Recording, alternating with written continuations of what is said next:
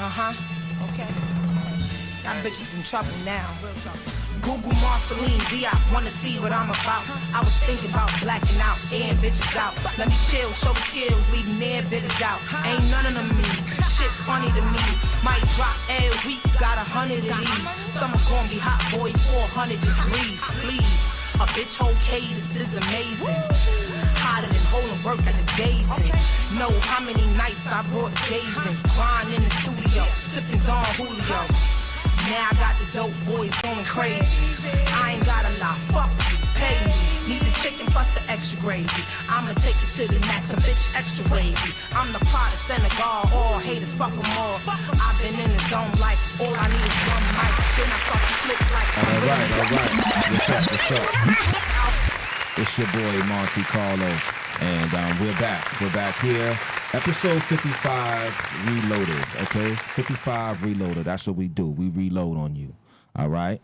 Yeah, they already know what it is. So we have Miss Ty Fitness still here in the building. And you know, and she's been telling us about in the past 2 times she's been here about her journey to where she's gotten to how she's gotten here fitness wise. But you know, you can get there physically right. But the mental is very important on getting it. That's mental fitness is very important. So what was the journey like going? What you was going through mentally? Mentally, it was very. This may not be the correct terminology for it, but I want to say traumatic. Mm-hmm. I'm gonna say it was very traumatic because you know, 1 minute you're good, 1 minute you're not good. It was like a roller coaster, a non-stop roller coaster, and it's like when you wanted to just be good and you know, not having to go back down that roller coaster, but you know you're gonna go right back down that roller coaster is because in my mind, or just overall in anybody's mind, just one little obstacle could just overturn everything and just bring you right back down. Like, let's say, for an example, you're doing good, you know, you're eating good, you were exercising, but your job just cut off some hours from your schedule. Okay. But you got rent to pay and electricity bill to pay. You gotta pay off certain things. Now you just went down. So it's like in my experience. Was you diagnosed at some? No, okay. I would. Okay. I never. Not that I ever wanted to, but I didn't want to feel that. I didn't want to feel like I had that disorder. I didn't want to do that. So plus, you know how doctors, they just want to prescribe you with everything and anything in the book. Facts. Okay. You know what I'm saying? And then you just you just messed up even more when they you know what I'm saying. So I self-diagnosed myself, and even if it may or may not be accurate, I know it's very accurate because I suffer from it, and it's very bad. Because when like for past experience with my job, I had to. So is it like an anger management? No, thing or it's not mental breakdown. Okay.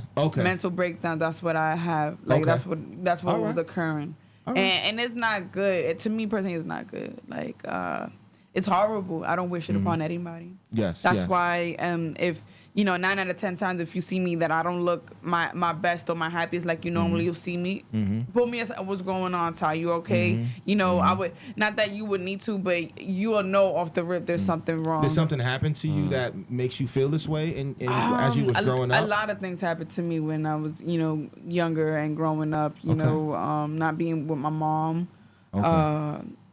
Things happening. Living in other people's homes, if you know what I mean. So just to categorize it, just living in other people's homes. So a lot of things happen. I think I still suffer from that. I just never was able to cope. Like I don't think I was. So that's why fitness to me is everything. It's my therapy. It's my overall. It's my insight. Like it just. And I'm very happy that I found that because nobody could take that away from me. Nobody could be like, I'm taking this gym away from you. You can never work out again. The only person that could take away from me is God himself if I get injured and I'm not able to work out again. But I know that I'm very strong, so I will overcome that and I will find my way to get right back into fitness, God forbid, if anything was to happen to me. Because without fitness, I think I lose my mind, personally. I would lose my mind. So my experience that I had was with, recently with the job. So I don't work there anymore for whatever reason. And the reason why I don't work there is because I was having a lot of mental breakdowns. I will have a lot of mental breakdowns because, the management wasn't good. They was looking at my bads instead of my goods, and things were very favoritism there, and I would have mental breakdowns because I wasn't happy that I wasn't working out, I wasn't doing a meal prep. I was eating. Me, when I'm stressed out, I like to eat a lot of junk food, a lot of sweets. I like to overeat. I like to binge eat, and that all plays a part of my mental health. And I had to resign from that position, and I was without a job for about a month, and still, about a month or whatever. And was it the best decision for my mental health? Yes. Financially, no. I'm like skyrocket right now behind bills.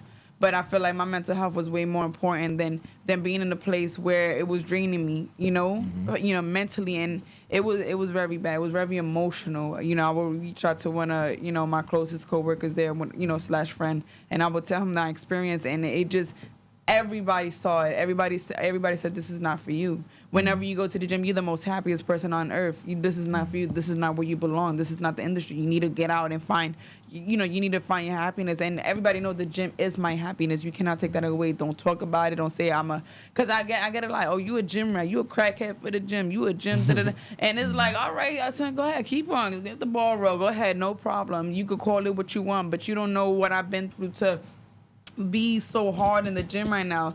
Like, I seen this quote that I have posted and I related to it 1,000%. It was like, before you judge somebody about having them to go to the gym so much, you need, understand, you have to understand why they doing it. And that's what a lot of people don't understand of why I'm doing it.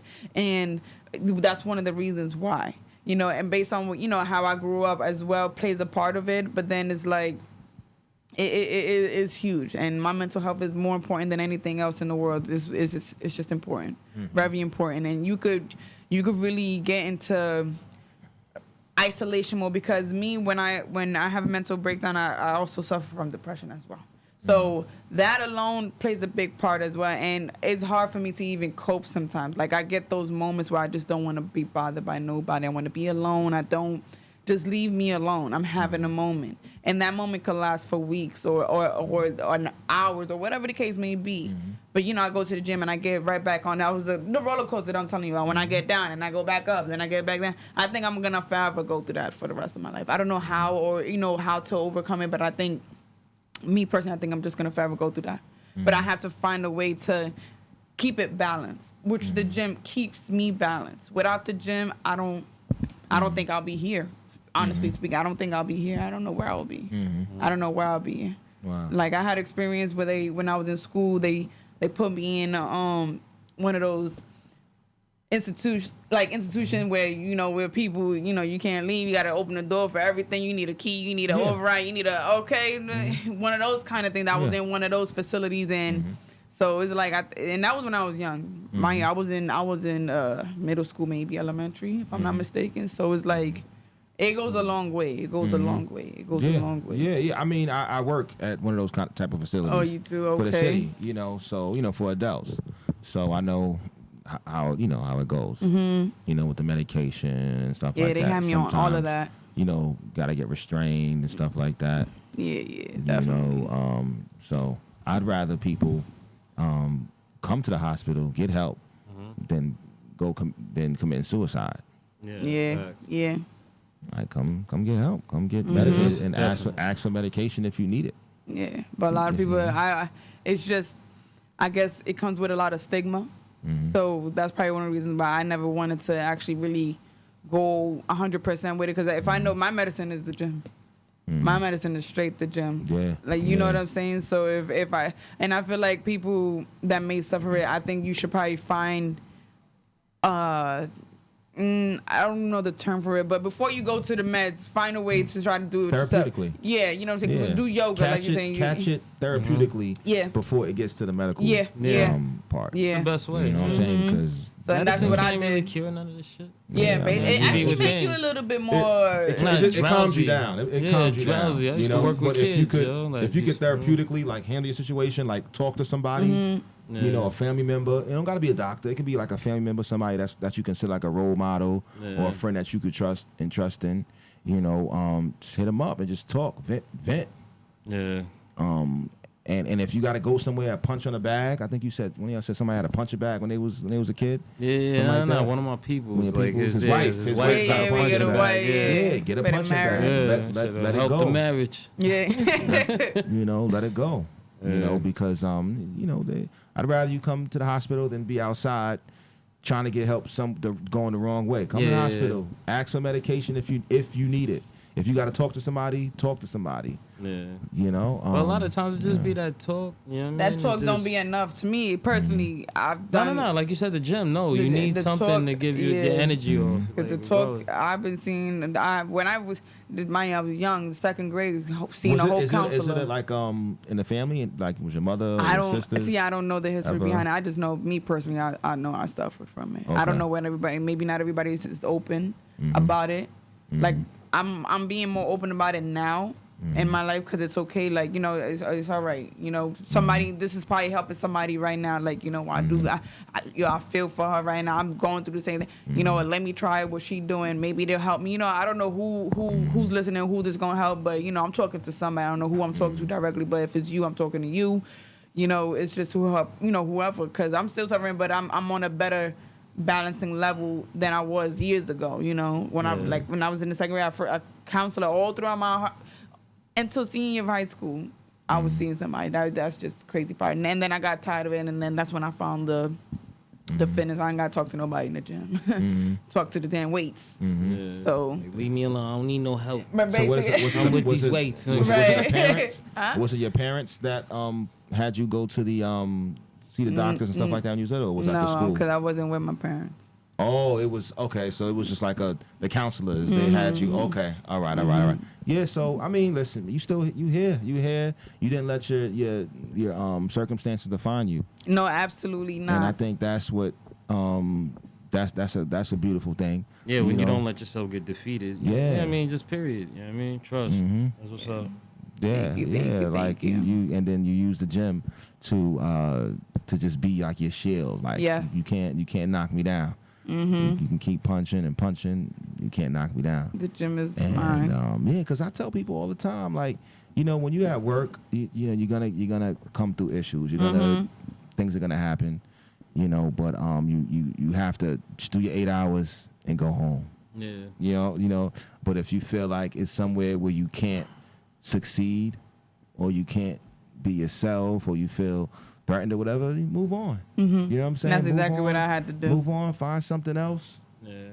And that's it. Make that sacrifice. And I was there for 2 years and a half, and never seen it coming. But God was telling me it's time for you to move on. Yeah. I got better and greater things coming your way. Yeah, to come the way. Yeah, and he definitely has been leading the way. Recently, I just got a interview for Blink Fitness. Awesome. And I got the job. I got got hired on Wednesday. This Wednesday that just passed. So congratulations. I'm very, thank you. So I'm very excited. Yeah, claps. So I'm excited about that. You took a leap of faith, and that's what's up. So I'm very excited for this new journey. I'm about to be in the gym. Yeah, all day. Yeah. She got the business cards and all that kind of stuff. Wow. Yeah. That's a beautiful thing. So I mean, that just shows you right there. Don't ever give up. Don't ever give up. And all right, cool. So we're gonna wrap this up, man. This was definitely a good reload session. We got a chance to talk about it. Rest in peace to Mr. Timothy Battle. He was a big brother. Alumni of the Boys Choir of Harlem. Of course, I was in the Boys Choir, and he was, he raised us like a big brother. Like he, vocal coach, who looked out, gave us words of wisdom. He passed, a few days ago, and he gave me a call about a month or two ago, and he was congratulating me about the podcast and stuff, and we just laughed and joked, and it was good. It was good to hear him. It was good to hear his voice. Toward the world, awesome guy, awesome father. Shout out to his family. Prayers to his family. Shout out to everybody who alumni of the Boys and Girls Choir of Harlem. To stay strong. Shout out to David Pinks for the post he put up earlier. Stay strong, brother. And any mental health you witness in your neighborhood, man? Nah, that's all over. Yeah, I was born and raised. You're on the east side, so I know you probably over by Park Avenue. Not even that. Yo, matter of fact, you want to get like present? Yeah, that shit is crazy on Lexington. Yeah, it's K2 era. Yeah. Oh, forget about it. On the east side. Mental health is crazy, period. But yeah, it's running rampant now more than ever, in my opinion.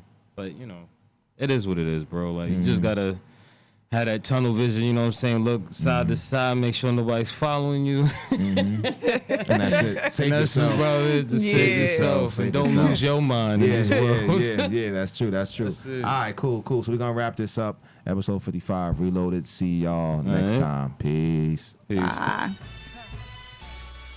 Okay. Y'all bitches in trouble now. Real trouble. Google Marceline D.I. wanna see what I'm about. I was thinking about blacking out, and bitches out.